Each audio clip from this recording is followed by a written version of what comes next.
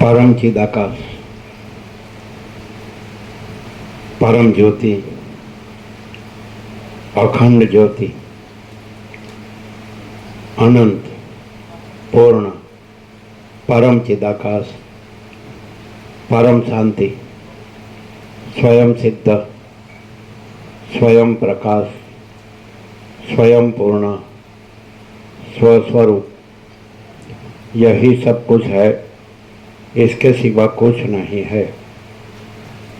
शून्यवास, अनंत कोटि, महाकल्पो है ही नहीं। वशिष्ठ राम, निर्वाण उत्तरार्ध।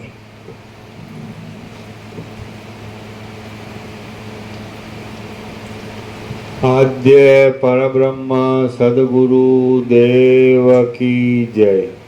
ओम श्री परमात्मने नमः। श्री योग वासिष्ठ महारामायण निर्वाण प्रकरण उत्तरार्ध, सर्ग 116, पेज नंबर 1491, पेज नंबर 1491, सर्ग 116। आकाश, पर्वत અને ગામડા વગેરેના આડંબરનું વર્ણન। આ 116મા સર્ગમાં સંગ્રામ, વિરહી પુરુષો, આકાશ, પર્વત અને ગામડા આદિમાં આડંબર વિશે, પર્વતો વિશે, ગુફાઓ વિશે, મેઘો વિશે અને મૂર્ખ કાગડાઓ વિશે વર્ણન આવશે।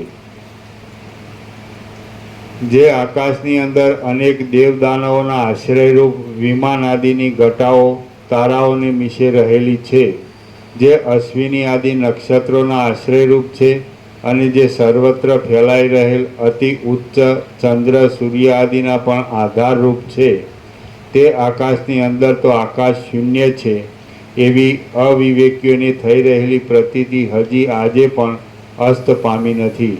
તો પછી બીજો કયો વિવેકી પુરુષ અવિવેકીઓએ પોતામાં આરોપી દીધેલા લોક અપવાદને દૂર કરવા સમર્થ થઈ શકે? મેઘોના આડંબરો છતાં, પ્રલયકાળના અગ્નિઓ છતાં, પર્વતોની પાંખોના પછડાવા છતાં, તારાઓના સમૂહો છતાં અને અસંખ્ય દેવદાનવોના ક્ષોભવાળા અનેક સંગ્રામોના સમૂહો છતાં આકાશ હજી આજ દિવસ સુધી પણ પોતાની મેળે મૂળ પ્રકૃતિમાંથી જરા પણ વિકારને પ્રાપ્ત થયું નથી।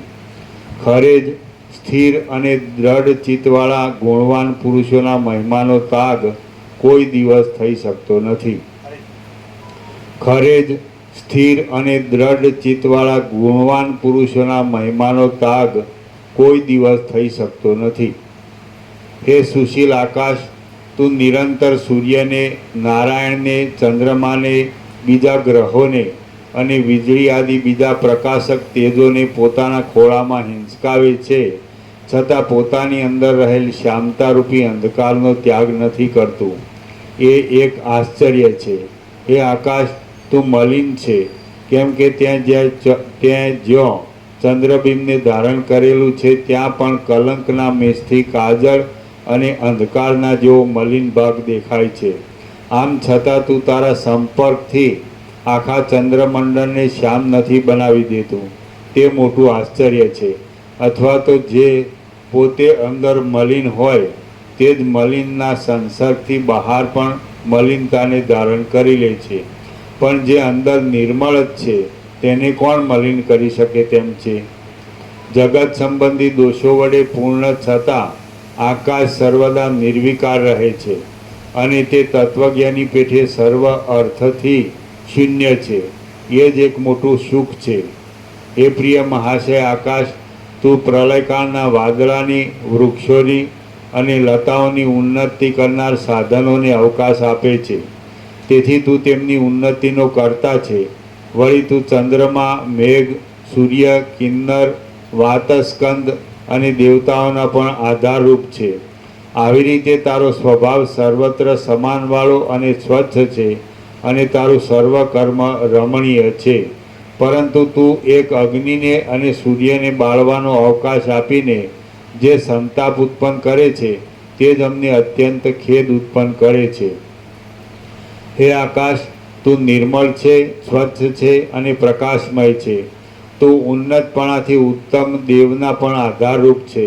પરંતુ આ મેઘ તારામાં અવકાશ મેળવીને કરાઓની વૃષ્ટિ કરી મનુષ્યોને હેરાન કરે છે, તેથી તું અત્યંત હલકટ છે. હે આકાશ, સુવર્ણની પેઠે ઘણા કાળ સુધી તારી કસોટી ઉપર કસોટી થવી જોઈએ. તારી પરીક્ષાનું બીજું કશું સ્થાન નથી એમ હું માનું છું, કેમ કે તું શૂન્ય છતાં વરસાદ, નક્ષત્ર, વિમાન, સૂર્ય, ચંદ્ર અને પવન એ સર્વને ધારણ કરી રહેલું છે અને નિરર્થક નથી. દિવસે તું પ્રકાશમય દેખાય છે, સાયંકાળે તું સંધ્યાના રંગથી રક્ત દેખાય છે અને રાત્રિએ તું કાળું દેખાય છે. નિરંતર તું કશાને પણ સત્યપણે ધારણ કરતું નથી તથા સર્વ વસ્તુથી રહિત છે. તેથી હે આકાશ, તારી માયાને કોણ જાણી શકે તેમ છે? વળી તત્વજ્ઞાની તારા જેવી ચેષ્ટાને પણ કોણ જાણી શકે તેમ છે? મહાશય પુરુષ અકિંચન હોય છે, છતાં પણ કાર્યોને સાધી આપે છે. જેમ કે આકાશ અંદર શૂન્ય છે, છતાં સર્વની ઉન્નતિના કારણરૂપ છે. આકાશના લાંબા માર્ગમાં વચમાં કંઈ ઘાસ નથી, જળ નથી, કોઈ ગામ પણ નથી, તેમ કોઈ નગર પણ નથી. વળી ત્યાં પાંદડાના સમૂહ વડે સ્નિગ્ધ ઘાટી છાયાવાળું કોઈ વૃક્ષ પણ વચમાં નથી, તેમ કોઈ સારી પરબ પણ નથી. આમ છતાં સૂર્યનારાયણ હંમેશા આકાશ માર્ગમાં પંથ કરતા રહે છે, કેમ કે સત્યવાન પુરુષો પોતે આરંભેલું કાર્ય વિષમ હોય તો પણ તેને મૂકતા નથી. દિવસ પોતાના શરીરને સૂર્યના પ્રકાશરૂપી નવા વસ્ત્ર વડે શણગારે છે. રાત્રિ અંધકારરૂપી વસ્ત્ર વડે પોતાના શરીરને શણગારે છે. ચંદ્રમા કપૂરના સમૂહના જેવા શીતળ કિરણો વડે પોતાના શરીરને શોભાવે છે. આકાશ રાત્રિમાં ઉદય પામતા તારાઓના સમૂહરૂપી પુષ્પોના પ્રસારથી પોતાના શરીરને શણગારે છે અને વસંત આદિ સર્વ ઋતુઓ વાદળામાંથી ઝરતા જળબિંદુઓ રૂપી જળ પુષ્પો વડે પોતાને શણગારે છે. વળી એ સર્વ ભેગા થઈને આકાશરૂપી આંગણાને શણગારે છે અને તે આંગણું ત્રણેય લોકના સ્વામી તથા કાળની એક કળારૂપ એવા સૂર્ય અને ચંદ્રના ક્રીડા સ્થાનરૂપ છે.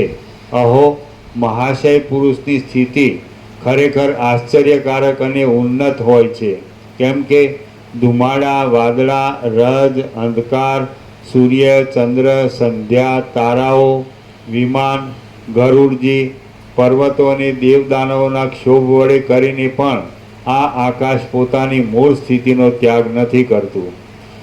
આ ત્રિલોકરૂપી ઘર દિશાઓરૂપી ભીંતો વડે બાંધેલું છે. અંતરિક્ષ લોક તેનો ઉપરનો ખંડ છે પૃથ્વી તેના નીચલા ખંડરૂપ છે. વરસાદો, નગરો અને પર્વતો તેના પાત્ર આદિ અનેક ઉપસ્કરણ રૂપ છે. વિદ્યાધરો, દેવતાઓ અને મોટા નાગોરૂપી કરોળિયા તેમાં જાણા બાંધી રહેલા છે.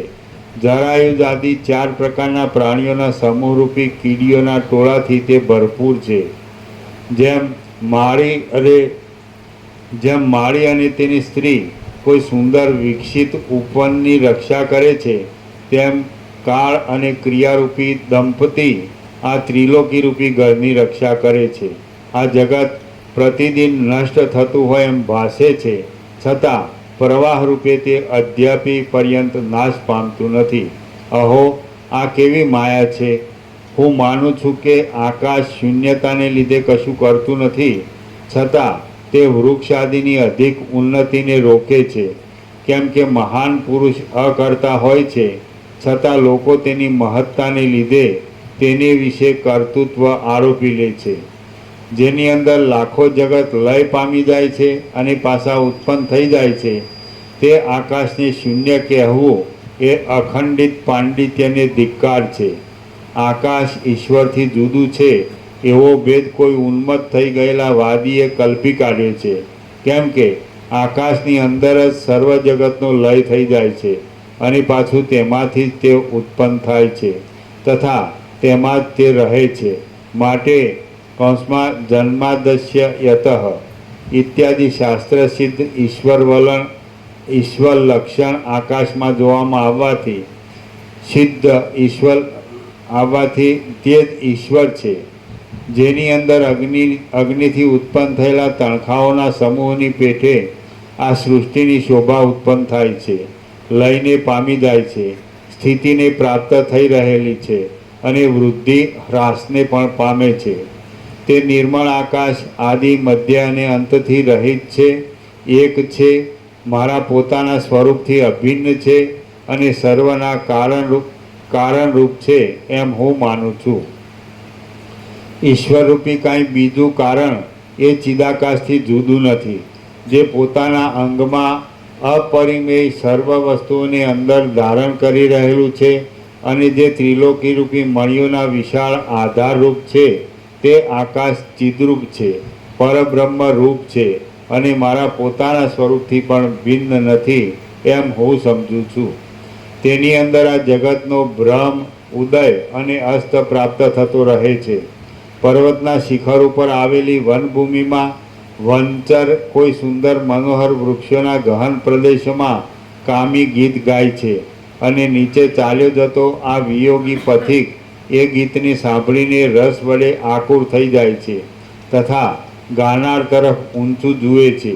હે મહારાજ, પર્વતના શિખર ઉપર આવેલા વનમાં ઉન્નત વૃક્ષોના પલ્લવોથી છવાઈ રહેલી નિકુંજને વિશે વિયોગથી મરણતોલ થઈ ગયેલી વિદ્યાધરની સુંદરી નિશ્વાસ નાખીને ગળગળી વાણીથી અને ઉત્કંઠાપૂર્વક ગીત ગાય છે.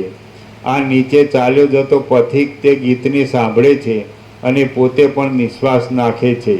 તે હિંડોળાના હિંચકાની પેઠે ચંચળ થઈ રહેલી પોતાની બુદ્ધિ વડે આગળ પગલું ભરી શકતો નથી, તેમ બીજા તેના અનુચરો પણ તેને ચાલવાની સંમતિ આપી શકતા નથી. પર્વતના શિખર ઉપર આવેલા વૃક્ષોના પલ્લવોથી છવાઈ રહેલી નિકુંજોને આપણી આગળ જ વિયોગથી દુઃખી થયેલી આ વિદ્યાધરી અશ્રુઓથી આકુર થઈ ગઈ છે. તિલકની શોભાને ધારણ કરતી નથી અને નિશાસા નાખીને કરુણ ગાન કરે છે કે હે નાથ, આપના ખોળારૂપી ઘર વિશે હું મંદ સ્મિત સાથે આપની હડપચી પકડી ચુંબન કરતી હતી.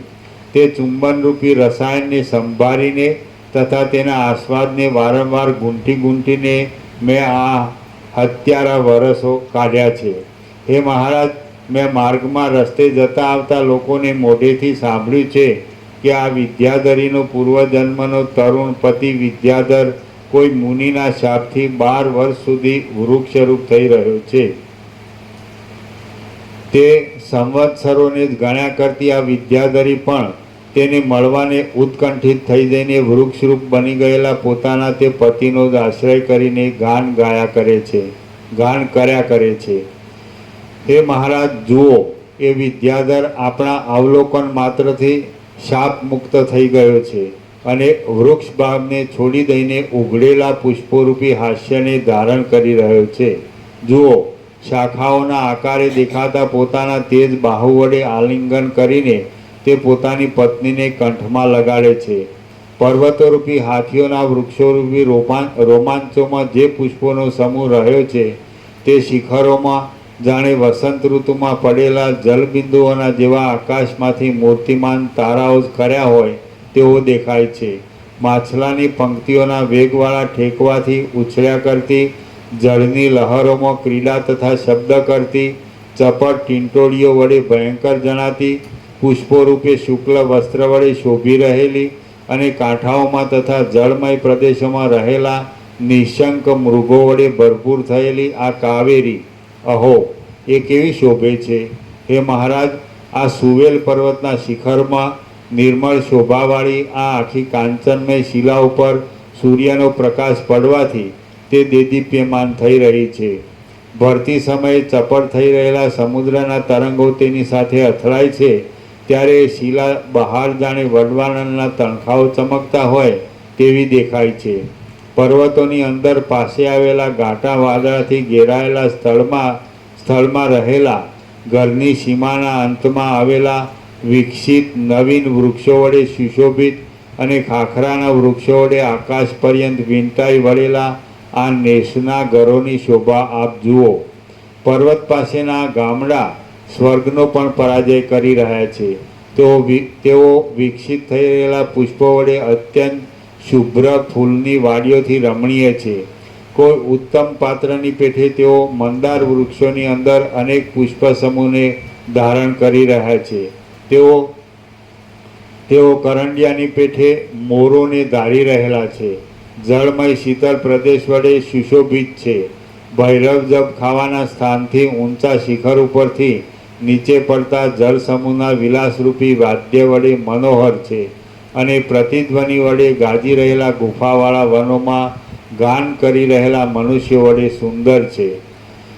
પર્વતોની ગુફાઓમાં વિચરનારા અને નેસ તથા ગોંદરાઓમાં નિવાસ કરનારા ગ્રામજનોને જે કાંઈ આનંદ મળે છે તે આનંદ નંદનવનમાં ક્રીડા કરનાર દેવોને પણ નથી મળતો એમ હું માનું છું. ગામડામાં રહેવાને લીધે તેમની પામર જેવી દશા હોય છે, છતાં પણ ઉઘડેલા પુષ્પોની કળીઓમાં કોમળ પલ્લવોની અંદર છુપાઈ રહેલા તથા ગુંજારવ કરી રહેલા મદાંધ ભમરાઓને જોઈને તેમનું કામ ઉદ્દીપિત થઈ જાય છે. ભમરાઓએ પોતાના હિંડોળા રૂપે કલ્પેલી લતાઓ વડે આકુળ એવા વનને વિશે ભીલ લોકોની સુંદરીઓ ગાન કરી રહી છે અને ભીલ્લો તેમના મુખ ઉપર દ્રષ્ટિ ઠેરવીને શૃંગારની ચેષ્ટાઓ વડે વ્યાકુળ થઈ ગયા છે. અરે, એ ભીલ્લો શત્રુની પેઠે નિર્દય થઈને મુગ્ધ મૃગોને સીધને મારતા હશે. ગિરિવરોના ગહન વનોમાં આવેલા આ ગામો શીતળતા અને સુગંધ નામના પોતાના અધિક ગુણથી ચંદ્રનો પણ પરાજય કરે છે, કેમ કે તેમાં અનેક પ્રકારના વિકસિત થઈ રહેલા પુષ્પોના સમૂહોથી સુગંધ, શીતળતા આદિ સારને ખેંચી લાવનાર પવન વડે લતાઓના પલ્લવોને હલાવીને નીચે બેઠેલા પથિકોના અંગને શીતળ કરે છે અને જળને તથા તેની શીતળતાને ચારે બાજુ પસારી દેનારા વાયુના પ્રસાર વડે તેમના જળાશયો ચપળ તરંગોને ધારણ કરી રહ્યા છે. વળી આ પર્વત પાસેના ગામો શબ્દ કરી રહેલા ઝરણાના જળ વડે રમણીય છે અને ચારે બાજુ પ્રસરી રહેલા વિકસિત પુષ્પવાળા તાલ વૃક્ષોથી સુશોભિત છે.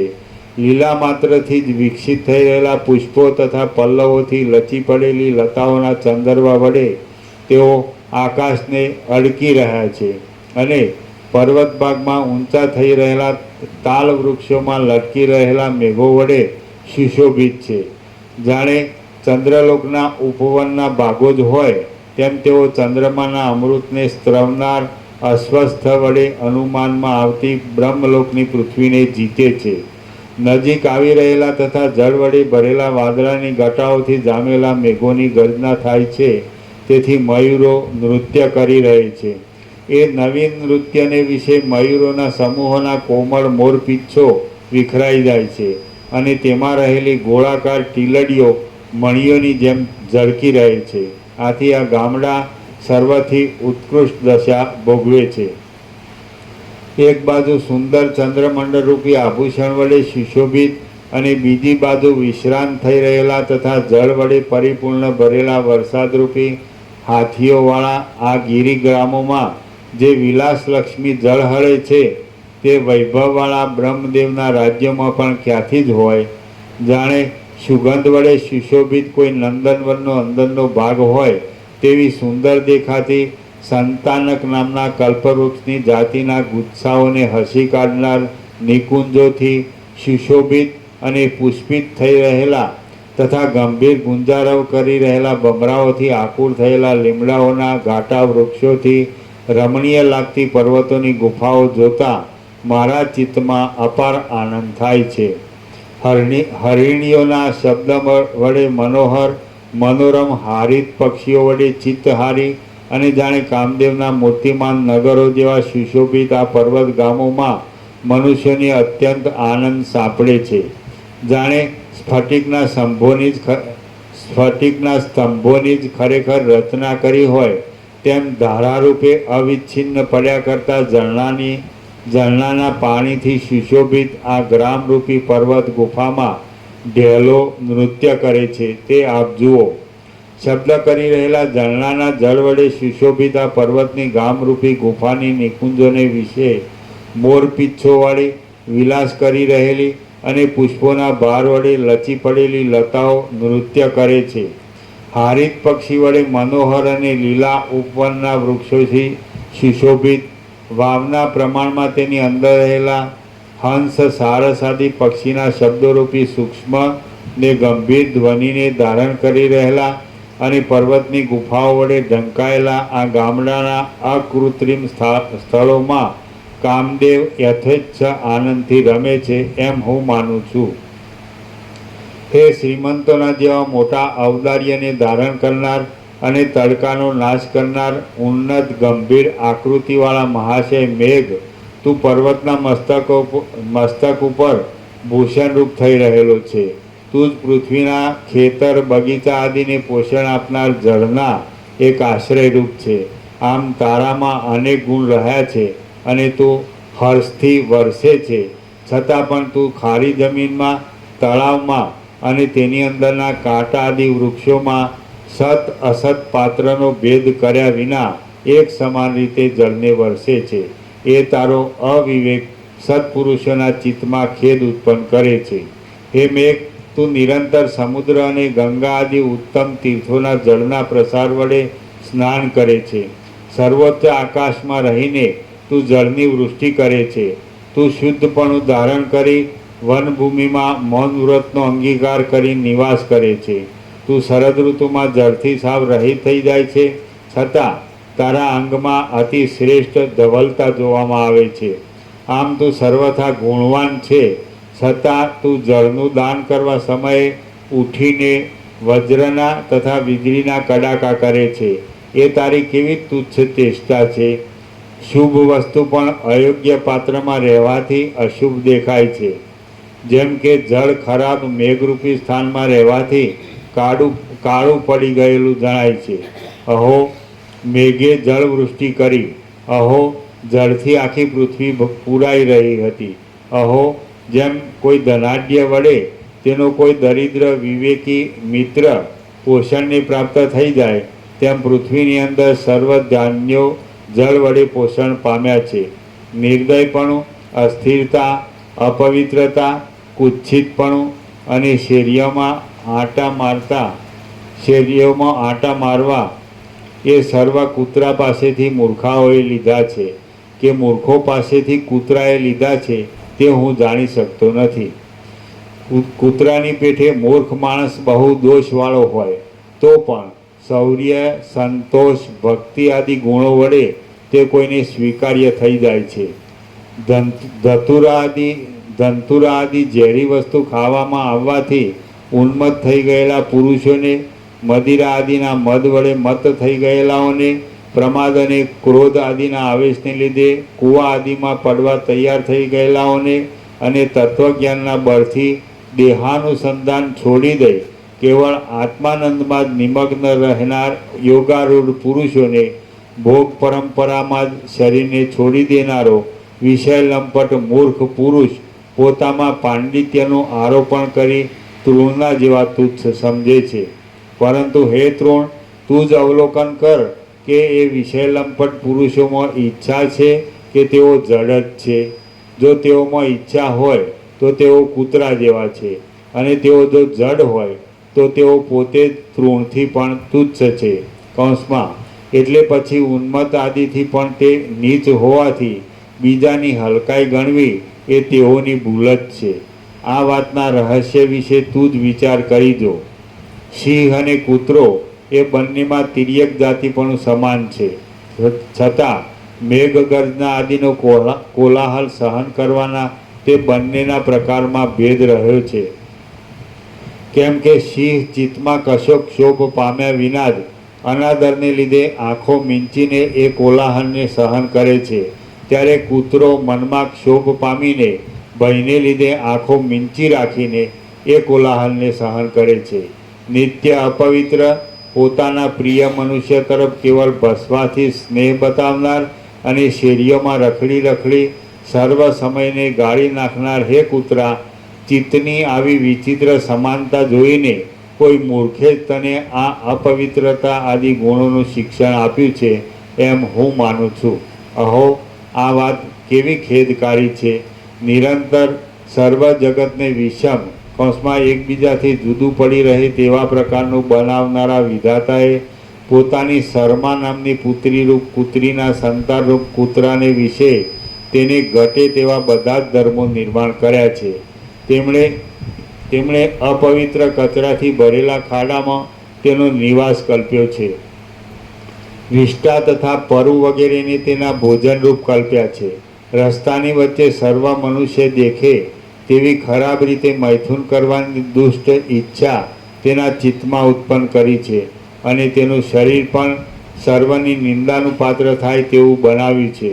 તારાથી વધારે અધમ બીજો કોણ છે એમ કોઈ પુરુષ પૂછે છે, એટલે કૂતરો તેને હસીને કહે છે, અપવિત્ર દેહાદિમાં અભિમાન બંધાવનાર, છતી આંખે વિચારરૂપી નેત્ર ન હોવાથી એક જાતના અંધારારૂપ અને ખરાબ પરિણામમાં દોરી જનારા અશુભ એવા અજ્ઞાનનું જે પુરુષ સેવન કરે છે તે મારાથી પણ વધારે ઉત્તમ છે.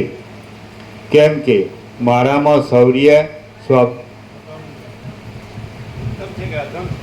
તેમ તે મારાથી પણ વધારે અધમ છે. ભૂલ છે. અપવિત્ર દેહાદિમાં અભિમાન બંધાવનાર, છતી આંખે વિચારરૂપી નેત્ર ન હોવાથી એક જાતના અંધારારૂપ અને ખરાબ પરિણામમાં દોરી જનારા અશુભ એવા અજ્ઞાનનું જે પુરુષ સેવન કરે છે તે મારાથી પણ વધારે અધમ છે. કેમ કે મારામાં શૌર્ય, સ્વાભાવિક ભક્તિ અને થોડામાં સંતોષ વગેરે જે ઉત્તમ ગુણો રહેલા છે તે અનેક પ્રયત્નો વડે શોધીએ તો પણ મૂર્ખમાં જોવામાં આવતા નથી. કૂતરો અપવિત્ર પદાર્થનું ભક્ષણ કરે છે, અપવિત્ર વિષ્ટા આદિના મોટા કચરાના ઢગલામાં રમે છે. નોળિયો તથા ઉંદર આદિ પ્રાણી જીવતું જ હાથમાં આવી જાય તો તેનું ગુપચુપ ભક્ષણ કરે છે, અને બકરું તથા વાસરડું આદિ કોઈ નિર્મળ પ્રાણી પંજામાં આવી જાય તો તેને પણ ફાડી ખાય છે. કૂતરીની સાથે મૈથુન કરવા સમયે સર્વ મનુષ્યો તેની પાસે જઈ તેને પાષાણ વડે પ્રહાર કરે છે. આમ અત્યંત અસમર્થ કૂતરાને વિધાતાએ જ્યાં સુધી તે જીવે ત્યાં સુધી ખરાબ અને કૌતુક ઉપજાવે એવી સ્થિતિ બનાવે છે. શિવલિંગના ઉપર ઘોઘાટ કરી રહેલો કાગડો પોતાના આત્માને દેખાડી આપી સૂચવે છે કે અધોગતિના હેતુરૂપ સર્વ પાતકોમાં રહેલી પંક્તિ ધરાવનાર શિવ નિર્માલ્ય ભક્ષણને માટે હું શિવલિંગ પાસે આવતા પ્રત્યક્ષ જ કાગડા રૂપ થઈ ગયો છું. તમે તે જુઓ. ઓ દુષ્ટ કાગડા, કાનને કડવા લાગે તેવા દંભી ધ્વનિ વડે હંસ તથા સારસાદીના ગુણોને ઘડી જનારો તું આ તળાવમાં કાદવની અંદર ફરતો રહી ભમરાઓના શબ્દને ઢાંકી દે છે. તેથી મારા મસ્તકમાં તું એક શલ્ય જેવો થઈ રહ્યો છે. આ કાગડો નરકના જેવા નાના પ્રકારના વિષ્ટા આદિ અપવિત્ર પદાર્થોનું ભક્ષણ કરે છે અને કમલીની પોતાને પ્રાપ્ત થાય છે તો પણ તે તેને છોડી દે છે. આ વિષયમાં કશું પણ આશ્ચર્ય પામવા જેવું નથી, કેમ કે જે પદાર્થનો સર્વદા અભ્યાસ પડી જાય છે તે પછી સદાકાળ રુચિકર જ થાય છે. આ કાગડો વનમાં અનેક પ્રકારના પુષ્પોના કેસરો વડે ધોળા શરીરવાળો થઈ રહ્યો છે. તેથી ભ્રાંતિ વડે તે જાણે કોઈ ખરેખર હંસ જ હોય તેવો જણાય છે, પણ પછી સડી ગયેલા જીવડાના કૂળોને તે કોળીઓ કરી જતો જણાય છે, એટલે તે ખરેખર કાગડો જ છે એમ સ્પષ્ટ થાય છે. કાળા રંગવાળી અને કાળી પાંખોવાળી કોયલો ભેગી થઈ હોય અને તેમાં કદાચિત કાગડો ભળી ગયો હોય ત્યારે તે પોતે જ પોતાના કર્ણકટુ અવાજને બહાર ન કાઢે તો કોણ તેને ઓળખી શકે? જેમ કોઈ ચોર રાત્રિએ સર્વ મનુષ્ય સૂઈ જતા યજ્ઞભૂમિના વૃક્ષ ઉપર ચડી દસે દિશાઓમાં જુએ છે, તેમ મોટા અરણ્યની મૃત્તિકા વડે બનાવેલા આ માટીના જૂના થાંભલા ઉપર બેઠેલો કાગડો ચારે બાજુ જોયા કરે છે. આ કાગડો ઉડતી ધૂળ ઉકરડાના સમૂહથી ધૂસરી થઈ રહેલી કાંધવાળો છે અને તે વેગવાળા સારસ પક્ષીઓએ ઉગાડી નાખેલા કમળોના મકરંદથી સુશોભિત છે.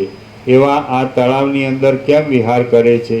અહો, કષ્ટની વાત છે કે વિકસિત થઈ રહેલા કમળોના નિવાસરૂપ રમણીય તળાવની અંદર જ રહેનારા રાજહંસોની સાથે આ દુષ્ટ કાગડારૂપી પિશાચ સરસાઈ કરવા નીકળ્યો છે. એનું મોઢું શિલા વડે પ્રહાર કરવા યોગ્ય છે, છતાં જુઓ તે આ નાનકડા ડોળા ખરાબ તળાવમાં બેસી રાજહંસનું અનુકરણ કરવા માટે જુદી જુદી જાતની લીલાઓ કરે છે. દુષ્ટ વાણીરૂપી કરવતને જ એક ચિહ્ન રૂપે ધારણ કરી રહેલા હે કાગડા, પોતાના ભાગને કાગડા વિના બીજા કોઈ ન ખાઈ જાય એવી શંકાથી તું નિરંતર કાગડાઓને જ બોલાવતો રહે છે. તો તારી એ શંકા આજે ક્યાં ચાલી ગઈ? પોતાની એક પ્રજા પુત્ર જીવવાની આશાથી તું આ કોયલના બાળકને શા માટે વૃદ્ધા પોષણ આપે છે? કેમ કે તારો સ્વભાવ જ કટુ ભાષણ કરવાનો છે. તું ભ્રાંતિથી આ સુસ્વર કોયલના બાળકનું પોષણ કરે છે, પણ એ તારા મનોરથને સિદ્ધ ન કરતા તને ઉલટું ઉપહાસકારક થઈ પડશે. કમળના વનમાં વિલાસ કરી રહેલા અને કલંકના જેવા ક્રૂર સ્વર બોલનારા કાગડાને જોઈ કહે છે કે હે કાગડા, તારા અથવા ખળ પુરુષોના સેંકડો ક્રૂર શબ્દો સાંભળવામાં આવતા છતાં જે પુરુષ ખેદ પામી ક્રિયાશૂન્ય થઈ જઈ રોતો નથી તેનું તું તારી ખરાબ વાણીરૂપી કરવત વડે વિદારણ કર. પણ હું તેવો નથી. તું તો મારી પાસે વૃદ્ધા શું ઘોઘાટ કરે છે? ફર્યા કરતા હિંસક પ્રાણીઓ વડે વ્યાપ્ત અને બગલાઓ તથા જળ કાગડાઓથી ભરેલા આ તળાવની અંદર ઘુવડ તથા કાગડા આવી બેસતા હોય તો આ તળાવરૂપી સભા યોગ્ય પાત્રો વડે યુક્ત થયેલી ગણાય. કાગડાઓના સમૂહની સાથે સમાન પાંખોવાળી અને સમાન આકારવાળી કોયલ સભામાં બેઠેલા પંડિતની પેઠે તેની વાણી વડે જ ઓળખી શકાય છે. કોયલ તેના કોમળ પુષ્પોને ચૂંથી નાખે તો પણ આ પુષ્પલતા કદાચિત તે સહન કરી શકે છે, પરંતુ કંક પક્ષી, ગીધ પક્ષી, જળકાક, બગલાઓ, કૂકડાઓ અને કાગડાઓ આદિના સ્પર્શને તે સહન કરી જ શકતી નથી. એ કોકિલ દંપતીના રતિકલહમાં તેનું સમાધાન કરવા માટે એક દૂતરૂપ તારા મધુર અને કાનને આનંદ આપે એવા નાદને અહીં કોણ સાંભળે છે?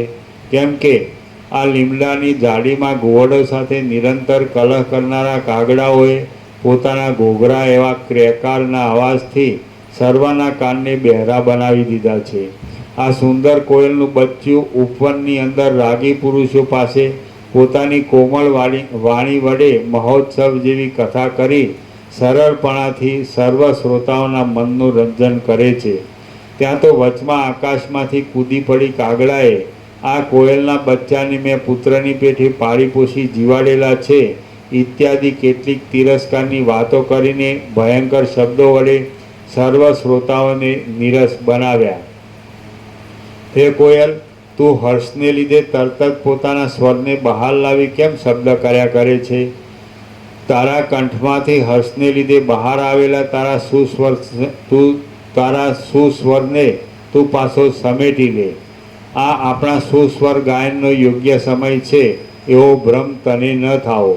કેમ કે નિરંતર પુષ્પોની ગાંઠી ઘટાથી છવાઈ રહેલા આ વસંતનો સમય નથી. હેમંતને કારણે ઝાકળના સમૂહ પડવાને લીધે આ સર્વ વૃક્ષો સુકાઈ ગયા છે. એટલે આ વખતે તારી વાણી દીપશે નહીં.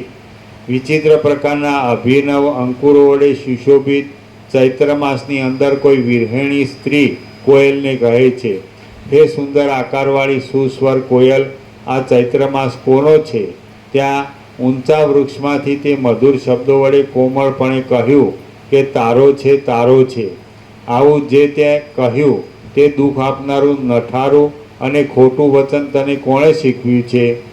મૌન, પાંખ આદિનું ચલન વલન, વર્ણ અને શરીર એ બધાનું સમાનપણું છતાં કાગડાઓના સમૂહમાં કાંતિ વડે સુંદર આ કોયલ મૂર્ખના સમાજમાં રહેલા પંડિતની પેઠે છેટેથી જ ઓળખાઈ રહે છે. કેમ કે ઉત્તમ આકાર તથા ઉત્તમ ક્રિયાવાળા પંડિતો મૂર્ખોની સભામાં બેઠા હોય તો પણ તેઓ પોતાના યોગ્યતાવાળા અંતઃકરણમાં રહેલા ઉત્તમ ગુણોથી છેવટે પ્રસિદ્ધિમાં આવી જાય છે.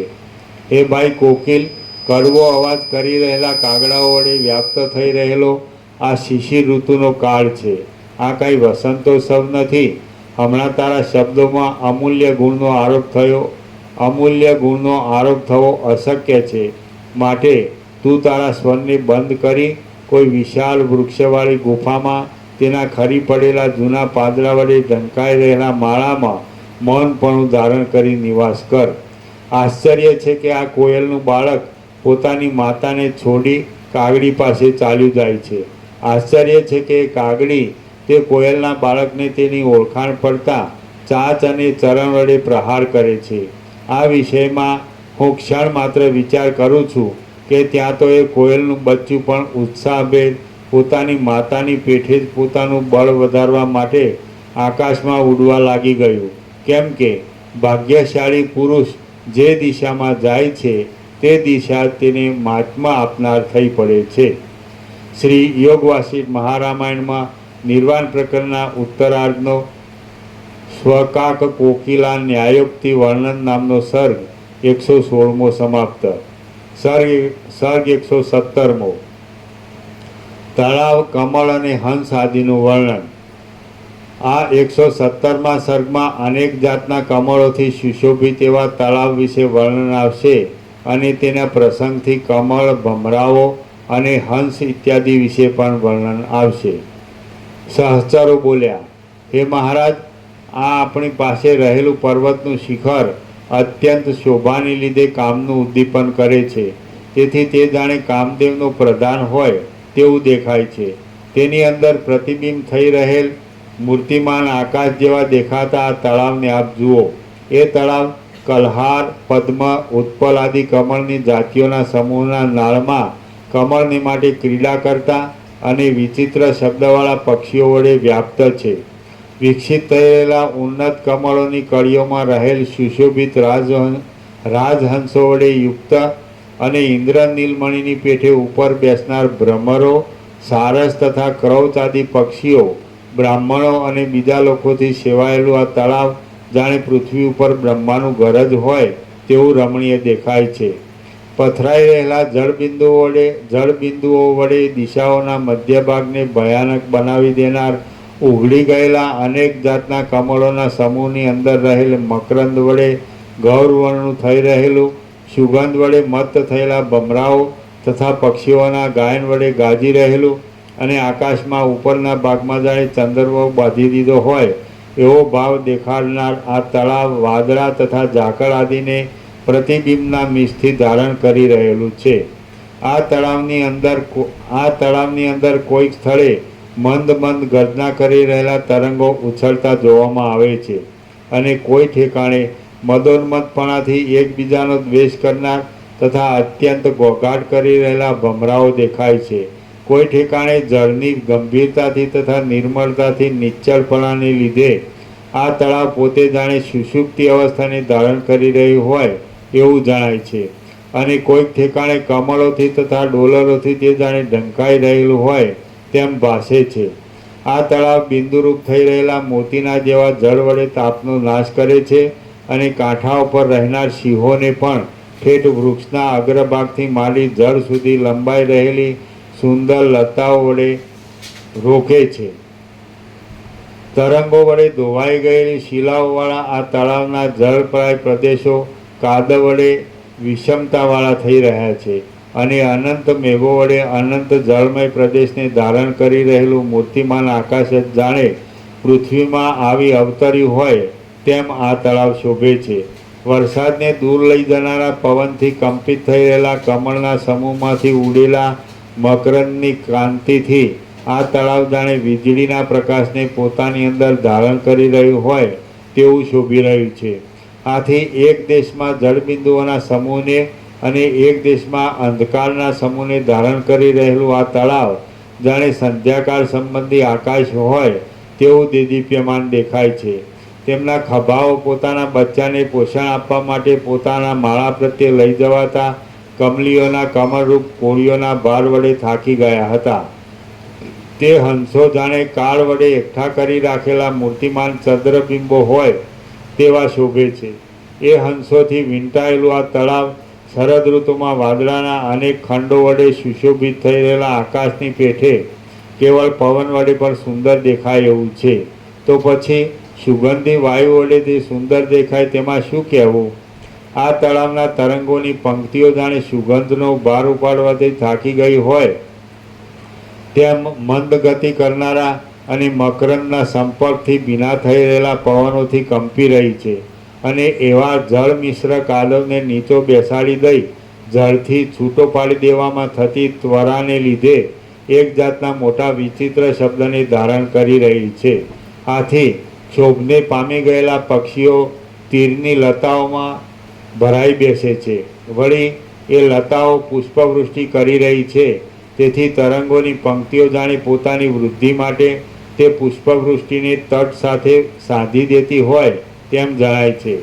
ચપળ એવા મોટા કમળોના પલ્લવરૂપી વીંઝણાઓ વડે પંખો કરાયેલું ઢળેલા ચામરના જેવા સુંદર દેખાતા ફીણો વડે સુશોભિત ભમરાઓ તથા કોયલોના ગાયન વડે ગાજી રહેલું અને સુંદર ગોળ કમલિનીઓ રૂપી રમણીય સ્ત્રીઓના સમૂહ વડે વીંટાયેલું આ તળાવ જાણે કોઈ રાજાનું અનુકરણ કરતું હોય તેવું ભાસે છે.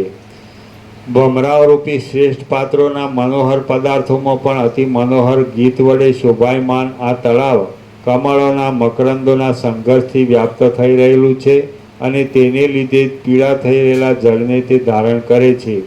વળી જાણે ફીણના પિંડો બંધાઈ રહ્યા હોય તેવા ધોળા કમળોના ખંડો વડે તે સુશોભિત થઈ રહેલું છે અને પોતાના તટ ઉપર આવેલા ઉપવનોના પુષ્પ સમૂહરૂપી શિરોભૂષણને ધારણ કરી રહેલું છે. સત્સંગથી જેમ હૃદય કમળને શુદ્ધ કરનાર છે તેમ આ તળાવ પણ શુદ્ધ હૃદયના જેવા નિર્મળ કમળો વડે સુશોભિત છે. વળી સત્સંગથી જેમ હૃદય કમળને શુદ્ધ કરનાર છે તેમ આ તળાવ પણ શુદ્ધ હૃદયના જેવા નિર્મળ કમળો વડે સુશોભિત છે.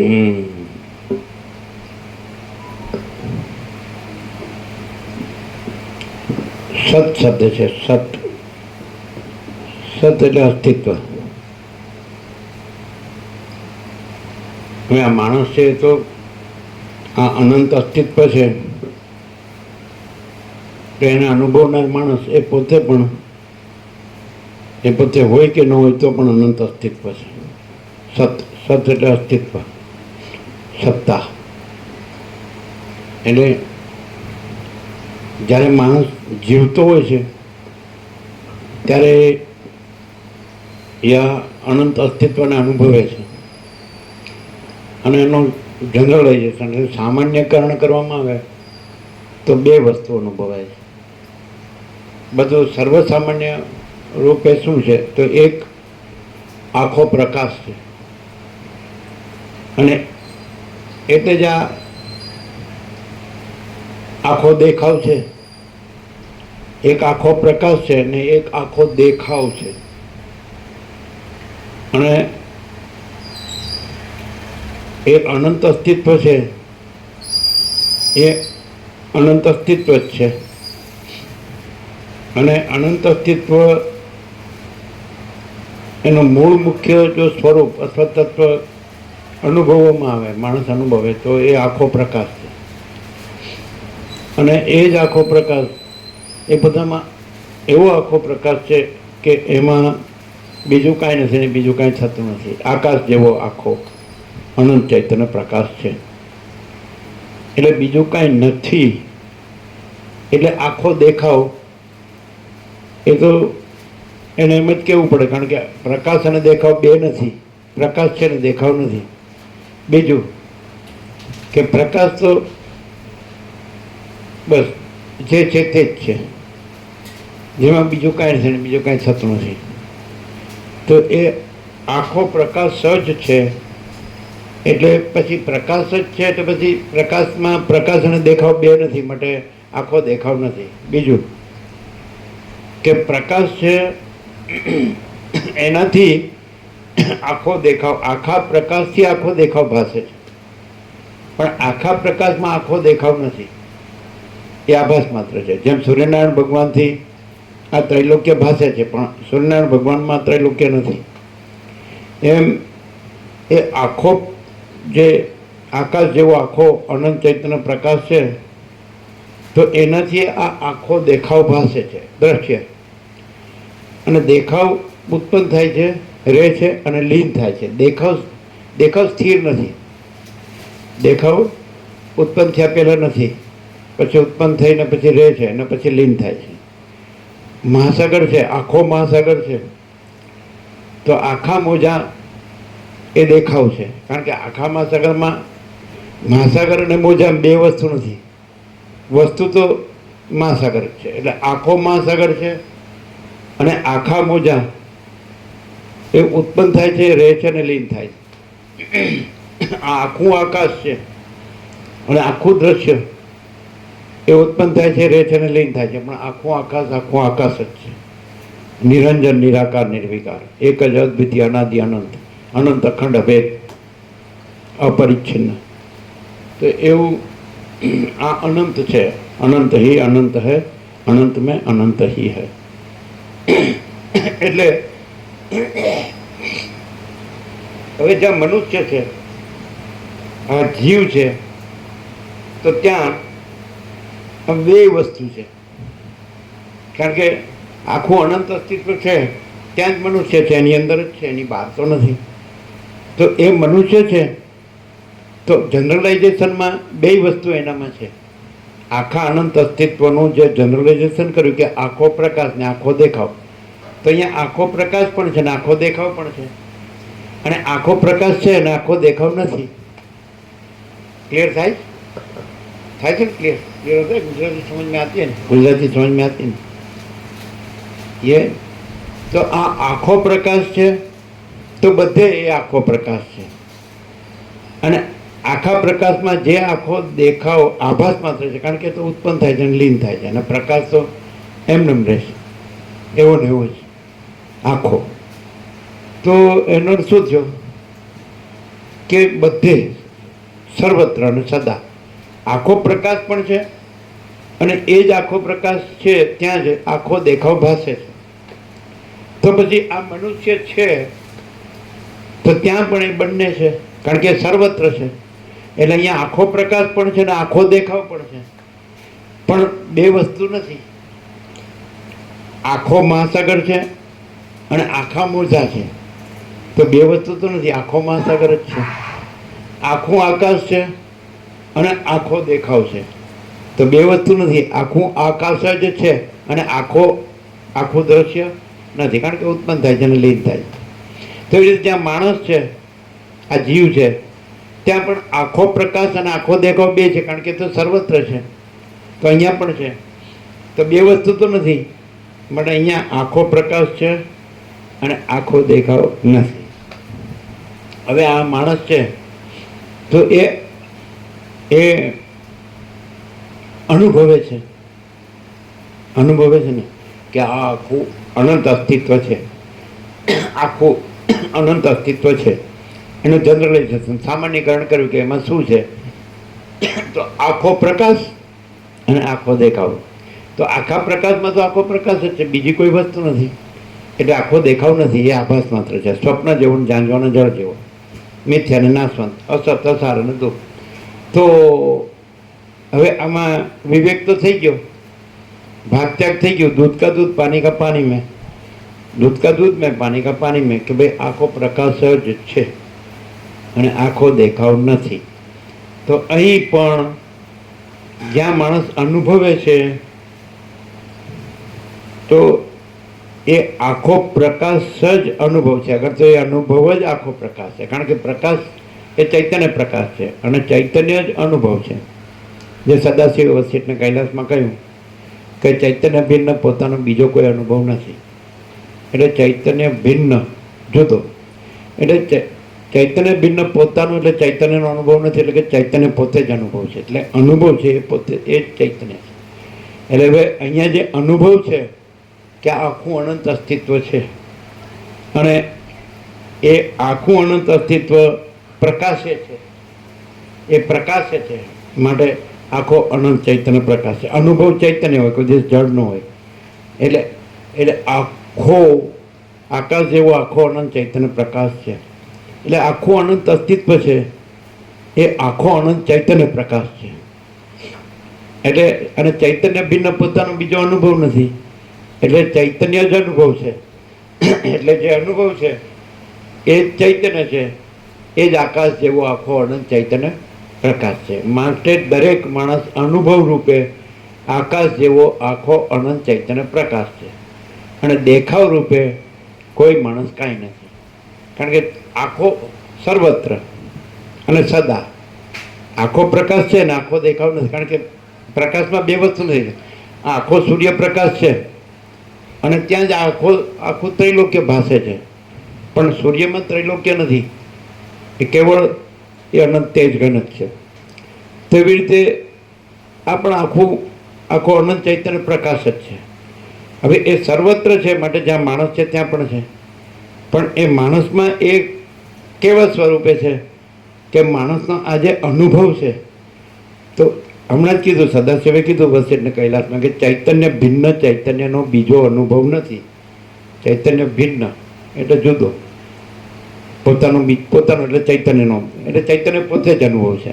તો આ જે અનુભવ છે ચૈતન્ય છે અને એ ચૈતન્ય છે એ આકાશ જેવો આખો અનંત ચૈતન્ય પ્રકાશ છે. એટલે માણસ જો પોતાના આ રીતે પોતાના સાચા સ્વરૂપને અનુભવે તો પોતે આકાશ જેવો આખો અનંત ચૈતન્ય પ્રકાશ છે. પોતામાં જે અનુભવ છે આ આખું અનંત અસ્તિત્વ છે, અનુભવ છે. પછી એનું સામાન્યકરણ કરી નાખ્યું. આખું અનંત અસ્તિત્વ છે તો એમાં ઘણું દેખાય છે, અનેક.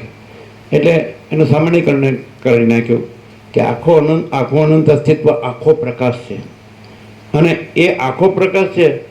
ત્યાં દેખાવનો અર્થ શું થાય કે આભાસ માત્ર, એપિયરન્સ. એટલે જેમ જ્યાં જાગૃત છે, આખું જાગૃત છે, ત્યાં જ આખું સ્વપ્ન છે. પણ આખા જાગૃતમાં આખું જાગૃત જ છે, એમાં જાગૃત ને સ્વપ્ન બે નથી, માટે આખું જાગૃત જ છે ને આખું સ્વપ્ન નથી. એવી રીતે આખો અનંત ચૈતન્ય પ્રકાશ છે અને આખો દેખાવ નથી. જાગૃત એટલે આખો પ્રકાશ અને સ્વપ્ન એટલે આખો દેખાવ, કારણ કે જાગૃત અને સ્વપ્ન બે નથી, જાગૃત છે અને સ્વપ્ન નથી. એવી રીતે પ્રકાશમાં પ્રકાશ અને દેખાવ બે નથી. બીજું, દેખાવ છે એ તો ઉત્પન્ન થાય અને લીન થાય, અને પ્રકાશ તો પ્રકાશ જ રહે. એટલે દેખાવ આભાસ માત્ર છે, એટલે આભાસ નથી અને ચિદાકાશ છે. એટલે માણસમાં જે અનુભવ છે તો એ જ અનંત શુદ્ધ ચિદાકાશ છે અને એનો જે આભાસ માત્ર દેખાવ છે બધાનો બધાનું જે સાચું જે અનુભવરૂપ ચૈતન્ય છે તો એ અનંત શુદ્ધ ચિદાકાશ છે. અને બધાનો જે દેખાવ છે એ તો ઉત્પન્ન થાય છે, લીન થાય છે, તો બધાને દેખાય છે કે આ જન્મે છે ને મરે છે. એટલે જો માણસ પોતાના આત્માને અથવા પોતાના સાચા સંપૂર્ણ શુદ્ધ સ્વરૂપે જો પોતાને અનુભવે તો પોતે અનુભવ છે, આ અનંત અસ્તિત્વનો અનુભવ છે. પછી એનું જનરલાઇઝેશનનો અનુભવ છે, સામાન્યકરણ, વિવેક, ભાગ, ધ્યાન. તો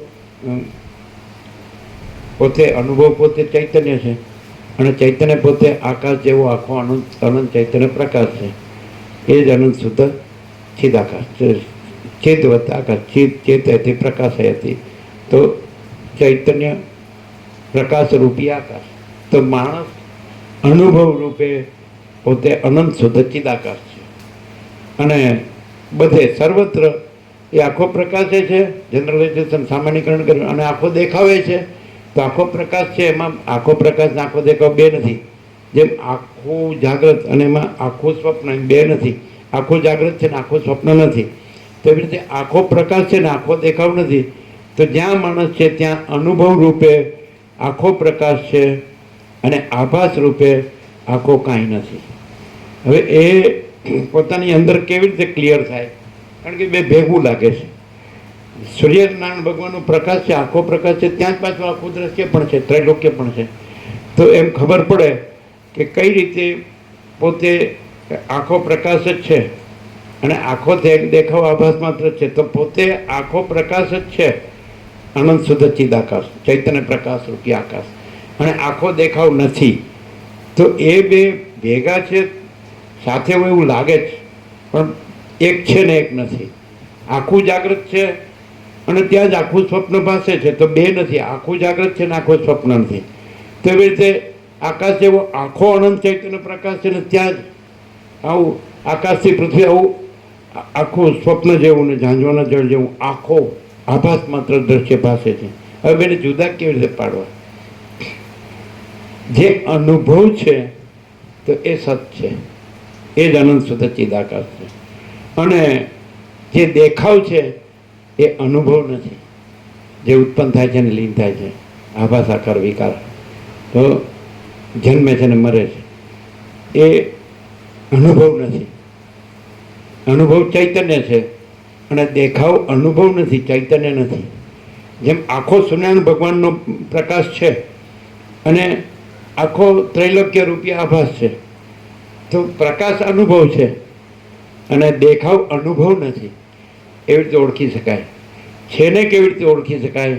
અનુભવ રૂપે ઓળખી શકાય. અનંત શુદ્ધ ચિદાકાશ પોતે અનંત શુદ્ધ સર્વ પોતાની અંદર, જેમ સર્વ મોજા પોતાની અંદર અનંત મહાસાગર છે, અનંત મોજા. એક જ મોજું નહીં, એક જ વ્યક્તિ નહીં, એક જ જીવ નહીં. એવી રીતે સર્વ જીવ જગત અંદર પોતે અનંત શુદ્ધ ચિદાકાશ છે. અને સર્વ જીવ જગત દ્રષ્ટા દ્રશ્ય પંચભૂત બધું આભાસ રૂપે અનુભવ નથી, કાંઈ નથી. એક છે અને એક નથી. એક સમજાય છે કે એક આખો પ્રકાશ છે અને એક આખો દેખાવ છે. એટલે પ્રકાશ સાચો છે અને દેખાવ સાચો નથી, પણ એ બે સાથે દેખાય છે.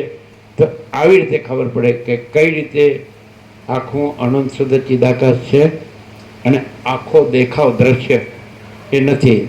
તો એ અનંત શુદ્ધ ચિદાકાશ છે એ અનુભવથી ઓળખાય અને આખો દેખાવ છે એ અનુભવ નથી, એવી રીતે ઓળખાય. આખું જાગ્રત છે એ અનુભવથી ઓળખાય અને આખું સ્વપ્ન છે એ અનુભવ નથી, એ રીતે ઓળખાય. તો પોતે માણસ પોતાને અનુભવ રૂપે જાણે અને એ અનુભવને ચૈતન્ય રૂપે જાણે અને એ ચૈતન્યને આખા અનંત શુદ્ધ ચિદાકાશ રૂપે અનુભવે. તો પોતે પછી આ આખો દેખાવ નથી, આખો આકાશથી પૃથ્વી આખો દેખાવ નથી અને પોતે આખું અનંત શુદ્ધ ચિદાકાશ છે. ક્લિયર થાય? ક્લિયર થાય? હવે જો ભૂલ ક્યાં થઈ કે જે આખો પ્રકાશ છે અને ત્યાં જ આખો દેખાવ ભાસે છે, તો દેખાવને જ કંઈક છે એમ માની લીધું અને આખો પ્રકાશ છે એને ન જાણ્યો તો ભૂલી ગયા, સમજે? અજ્ઞાન. અને આખો પ્રકાશ છે એ જાણ્યો અને આખો દેખાવ કાંઈ નથી જાણ્યો તો એ આત્મજ્ઞાન. સમજાય છે? અજ્ઞાન એટલે શું? ન હોય એ કાંઈક છે એમ માનવું, જે નાશવંત છે, મિથ્યાને નાશવંત છે, અસત છે, અસાર છે, દુઃખ છે, સ્વપ્ન જેવું છે, ઝાંઝવાના જળ જેવું છે, મિથ્યા નાશવંત. તો દેખાવ છે કારણ કે સ્વપ્નને સાચું માનવું, જાગ્રતને ભૂલી જાઓ. આ તત્વબોધ શું છે કે જાગ્રતમાં જગાય છે અને સ્વપ્નથી મુક્ત થવાય છે. એટલે આખા પ્રકાશ જે પોતે છે એ અનુભવથી એ આખો પ્રકાશ, એ પ્રકાશ જાગૃત થવાય છે અને આ આખો આભાસ છે તો એ અદ્રશ્ય થાય. સૂર્યનારાયણ ભગવાન ઉગે અને રાત્રિનો અંધકાર અદ્રશ્ય થાય એવી રીતે આ આખો પ્રકાશ છે એ જે ભૂલાઈ ગયો તો એ પછી એમાં જાગૃત થવાય છે અને જે આભાસ સ્વપ્ન જેવા આભાસમાં આવી ગયા હતા તો એ પછી અદ્રશ્ય થાય છે. સમજાય છે? એટલે માણસ કોણ છે, હું કોણ છું, તો પોતે જે અનુભવ છે એ ચૈતન્ય છે અને એ આખું અનંત શુદ્ધ ચિદાકાશ છે, પરબ્રહ્મ, પરમાત્મા, પરમેશ્વર. એ પોતાનું સાચું સ્વરૂપ છે. બધાની અંદર બધાનું સાચું સ્વરૂપ, બધા મોજાની અંદર બધાનું સાચું સ્વરૂપ મહાસાગર છે એક જ. એટલે બધાની અંદર બધાનું સાચું ને શુદ્ધ સ્વરૂપ અનુભવ છે. એ અનુભવ ચૈતન્ય છે અને ચૈતન્ય એ પરબ્રહ્મ, પરમાત્મા, પરમેશ્વર, પુરુષોત્તમ, પરમપદ, પરમ કૈવલ્ય જે કહેવાય, પરમ ચિદાકાશ, મહાચિદાકાશ, પરમાકાશ. શબ્દ નથી સૂર્ય, શબ્દ સૂર્ય નથી પણ સૂર્ય સૂર્ય છે. આકાશ શબ્દ આકાશ નથી પણ આકાશ આકાશ છે. મહાસાગર શબ્દ મહાસાગર નથી પણ મહાસાગર મહાસાગર છે. એમ મહાચિદાકાશ સ્વયં પ્રકાશ, સંપૂર્ણ પ્રકાશ શબ્દ નથી પણ મહાચિદાકાશ સ્વયં પ્રકાશ, સંપૂર્ણ પ્રકાશ છે. અને માણસ કારણ કે એ સર્વત્ર છે, સદા છે અને સર્વસ્વ છે, તો જ્યાં માણસ છે ત્યાં પણ એ છે. પણ એની પહેચાન માણસ મહાચિદાકાશ સ્વયં પ્રકાશ, બધું જ મહાચિદાકાશ સ્વયં પ્રકાશ, સંપૂર્ણ પ્રકાશ છે, પણ ચૈતન્ય રૂપે, અનુભવ રૂપે, આભાસ રૂપે કાંઈ નહીં. એપિયર દેખાવામાંથી મોજા છે, આભાસ છે અને મહાસાગર છે એ સ્વરૂપ છે. એમ આકાશ છે સ્વરૂપ છે અને દ્રશ્ય છે એ આભાસ છે. સૂર્યનારાયણ ભગવાન છે સ્વરૂપ છે અને ત્રૈલોક્ય છે એ આભાસ છે. એવી રીતે મહાચિદાકાશ સ્વયં પ્રકાશ, સંપૂર્ણ પ્રકાશ સ્વરૂપ છે અને દ્રશ્ય છે એ આભાસ છે. મહાચિદાકાશ રિયાલિટી, દ્રશ્ય એપિયરન્સ. તો આવી રીતે માણસ પોતામાં કઈ રીતે ત્યાં મહાચિદાકાશ સ્વયં પ્રકાશ, સંપૂર્ણ પ્રકાશ છે, એની ઓળખ, એની પહેચાન. તો ત્યાં જે ચૈતન્ય છે સ્વયં પ્રકાશ, સ્વસંવેદ્ય, જે અનુભવ છે એ જ મહાચિદાકાશ સ્વયં પ્રકાશ, સંપૂર્ણ પ્રકાશ છે. પણ એ પોતાની સાથે આ દેખાવને ન જોડે, જે ઉત્પન્ન થાય છે અને લીન થાય છે, જે મિથ્યા છે અને નાશવંત છે અને જે અસત, અસાર અને દુઃખ છે, જે સ્વપ્ન જેવું, ઝાંઝવાનું જળ જેવું છે, તો આ જે છે એને ન જોડે, આ કાંઈ આખા આભાસને ન જોડે અને જે આખો અનુભવ છે એ જ આખો પ્રકાશ છે. અને આખો આભાસ છે એ અનુભવ નથી અને આખો પ્રકાશ છે અનુભવ છે. એટલે પોતે પોતાને આખા અનુભવ રૂપે અને આખા પ્રકાશ રૂપે અનુભવે અને રહે તો પોતે મહાચિદાકાશ સ્વયં પ્રકાશ, સંપૂર્ણ પ્રકાશ છે અને પોતામાં આખો આભાસ સ્વપ્ન જેવો, ઝાંઝવાળા જળ જેવો કાંઈ નથી. ક્લિયર થાય? બધાને નવા આવ્યાને વચનામૃત આપી દે અને બાકી બધાને પ્રસાદ આપી દે.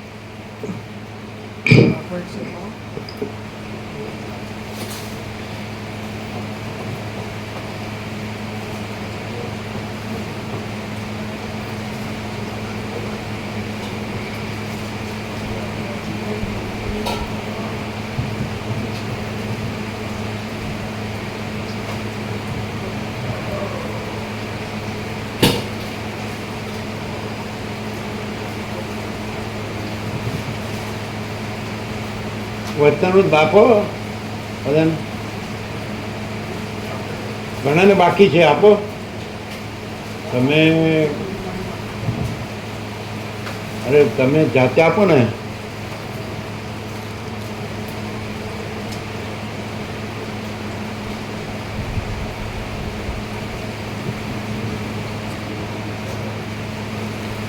સત્તર પાંચ પછી ને 11 આપો છો ને? પછી પેલો સ્ટીકર આવી ગયા, આપી દે. હા, 17 5 થી 11 અને આગળના બધા જે પહેલી વાર આવ્યો બધાને આપી દે. સ્ટીકરમાં કોઈ બાકી આજે પાછળ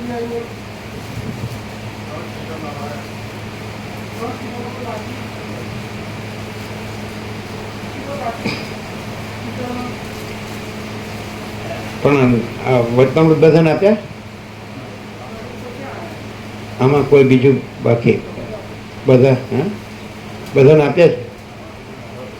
હા કોઈ બાકી નથી ને?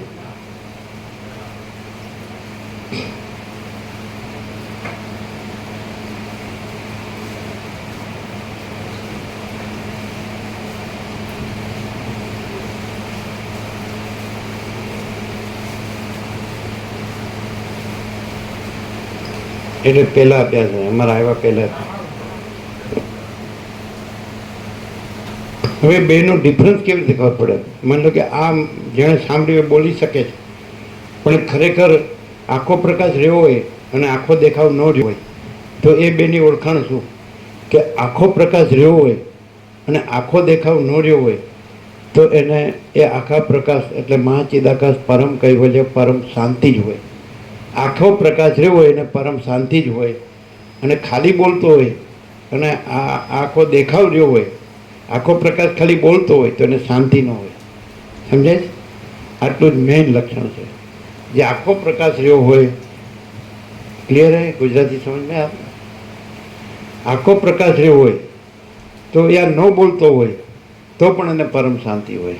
મહાચિદાકાશ પરમ કૈવલ્ય પરમ શાંતિ. અને આખા પ્રકાશનું બધું બરાબર બોલતો હોય પણ આખો આભાસ રહ્યો હોય, આખો પ્રકાશ ન રહ્યો હોય તો એને પરમ શાંતિ ન હોય.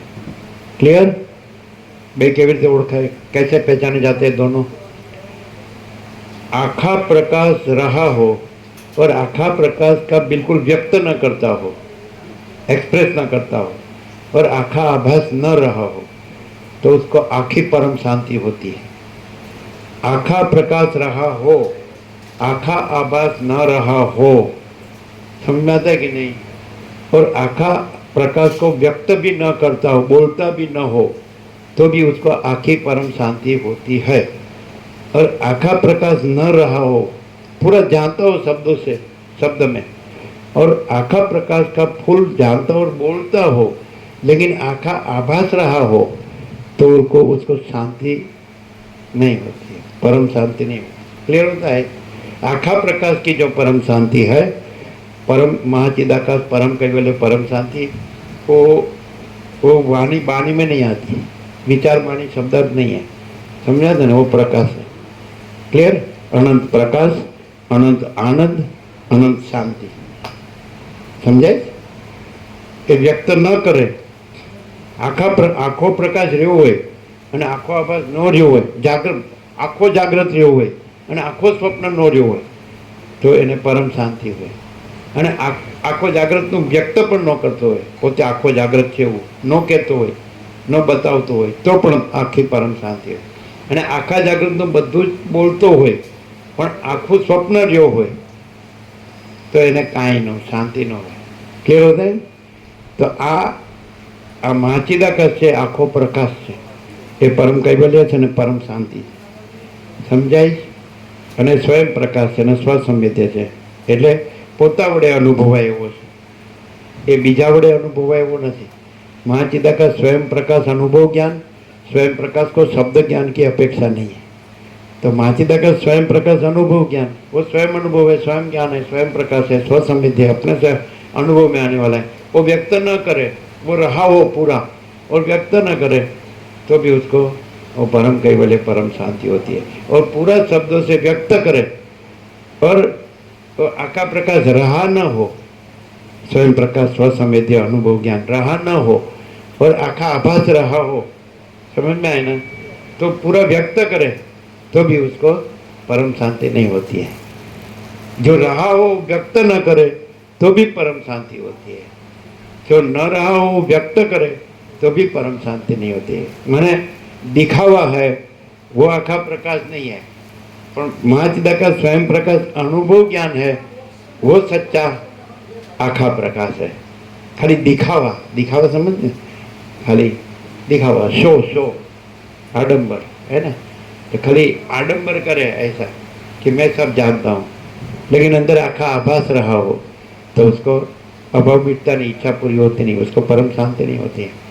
और जो आखा प्रकाश रहा हो, महाचिदाकाश स्वयं प्रकाश अनुभव ज्ञान, तो महाचिदाकाश स्वसंवेद्य सहज निर्विकल्प अपने से अनुभव में आने वाला, और उसमें आखा आभास वो कुछ है ही नहीं, सहज निर्विकल्प विकल्प, आभास विकल्प कुछ है ही नहीं, तो न व्यक्त करे तो भी उसको महाचिदाकाश परम कैवल्य परम शांति। और आप आखा आभास रहो और आखा प्रकाश न रहो, तो आखा प्रकाश का सब बोलता हो तो भी उसको परम शांति नहीं होती है, उसका अभाव मिटता नहीं, इच्छा पूरी होती नहीं। और आखा प्रकाश रहो, आखा प्रकाश न रहो, उसमें कोई अभाव नहीं है, कोई इच्छा नहीं है, समझना चाहिए, वो पूर्ण है। अनंत प्रकाश, अनंत आनंद, अनंत शांति। क्लियर? शांति है, सब कुछ है, शांति नहीं, कुछ नहीं है।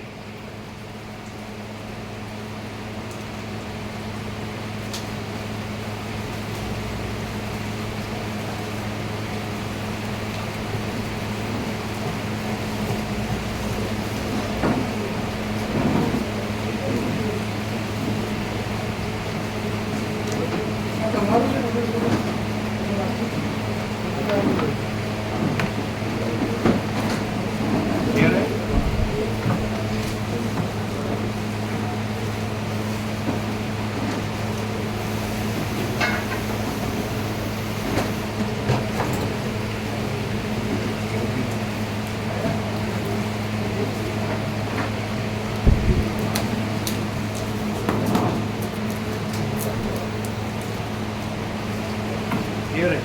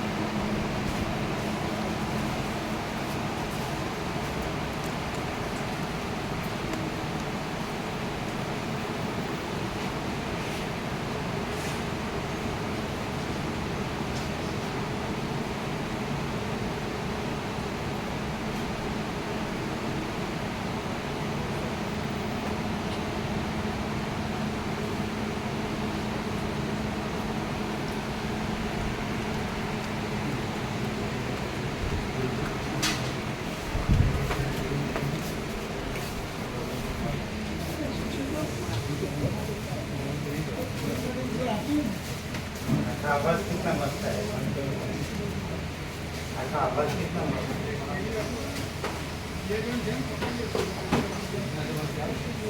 है।